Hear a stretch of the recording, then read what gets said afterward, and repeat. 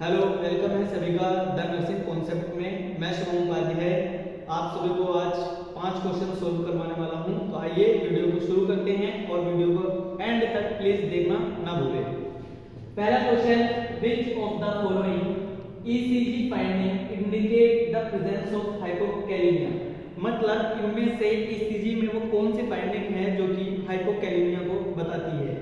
पहला option, toll peak T wave, ST segment depression, widening of QRS complex या फिर prolonged PR interval.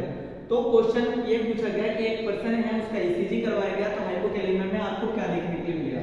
देखो, toll TP wave ये किसमें होता है, हाइपरकैलेमिया में, हाइपरकैलेमिया में।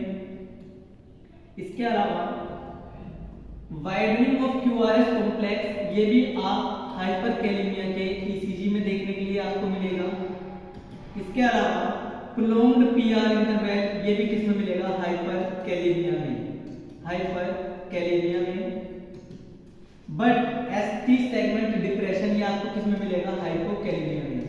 हाइपोकैलेमिया में अगर हम बात करें तो हाइपोकैलेमिया में आपको एक तो इन्वर्टेड टी वेव मिलेगा, इन्वर्टेड टी वेव देखने के लिए मिलेगा, और इसके साथ में यू वेव देखने के लिए मिलेगा, और एसटी सेगमेंट डिप्रेशन देखने के लिए मिलेगा, एसटी सेगमेंट डिप्रेशन देखने के लिए मिलेगा।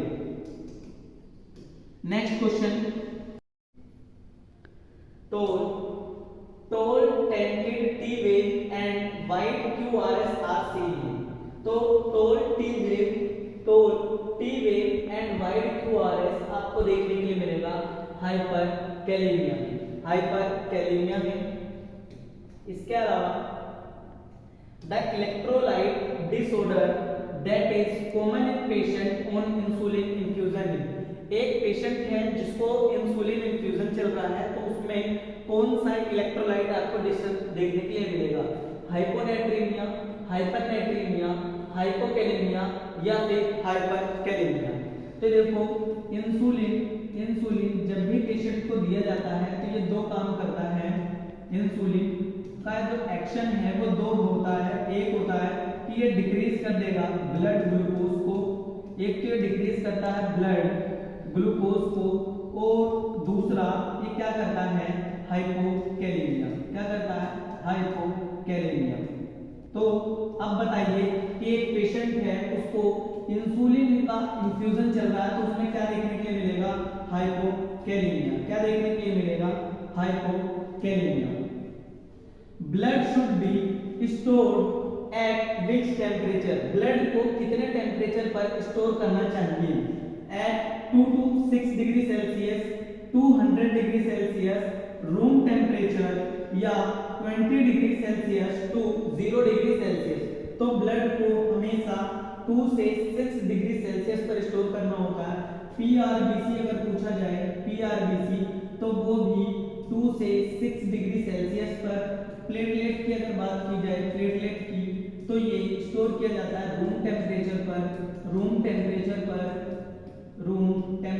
पर, और इसके अलावा एक होता है क्रायोप्रेसिपिटेट, जिसमें क्लोटिंग फैक्टर होते हैं। क्रायोप्रेसिपिटेट क्या है, क्लोटिंग फैक्टर। क्रायोप्रेसिपिटेट क्या है, क्लोटिंग फैक्टर। इसको जो है, इसको प्रिपेयर तो किया जाता है, प्रिपेयर किया जाएगा -80 डिग्री सेल्सियस पर, बट इसको स्टोर किया जाता है -18 डिग्री सेल्सियस पर स्टोर किया जाता है। ठीक है। Next question, before giving blood transfusion a nurse must note the date, time, collection and must be aware that packed PRBC can be stored up to। मतलब कि एक नर्स है, वो ब्लड ट्रांसफ्यूज करने से पहले डेट और टाइम चेक कर रही है और कब तक हम ब्लड प्रोडक्ट को स्टोर कर सकते हैं। तो 25 डेज, 35 डेज, 45 डेज या फिर 55 डेज। तो ब्लड हो इसको स्टोर किया जाता है, अराउंड 35 से लेकर 42 डेज, 35 से लेकर 42 डेज, और ऑप्शन में 35 डेज क्या है, आंसर नंबर नंबर बी। दूसरा जो ब्लड है 35 से 42 डेज और पीआरबीसी को भी अगर पूछे स्टोर कब तक कर सकते हैं तो 35 से लेकर 42 डेज तक।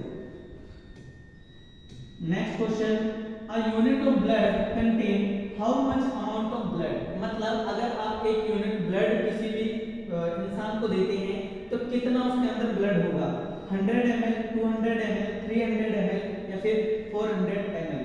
तो एक जो यूनिट होता है, एक यूनिट जो है ये अराउंड 350 ml का होता है, 350 ml का होता है, जिसके अंदर 300 ml तो क्या होगा ब्लड, ठीक, 300 ml क्या होगा ब्लड, और 50 ml होता है, 50 ml होता है इसके अंदर क्लोटिंग,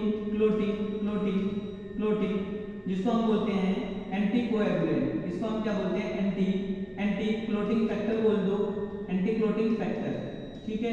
ये क्या करता है, ब्लड को क्लोट होने से प्रिवेंट करता है। तो 300 ml तो होता है ब्लड और 50 ml क्या होता है उसके अंदर कोएगुलेशन, एंड जो एंटीकोएगुलेंट फैक्टर होते हैं ब्लड को क्लोट होने से प्रिवेंट करते हैं। तो एक यूनिट के अंदर टोटल 350 ml होता है।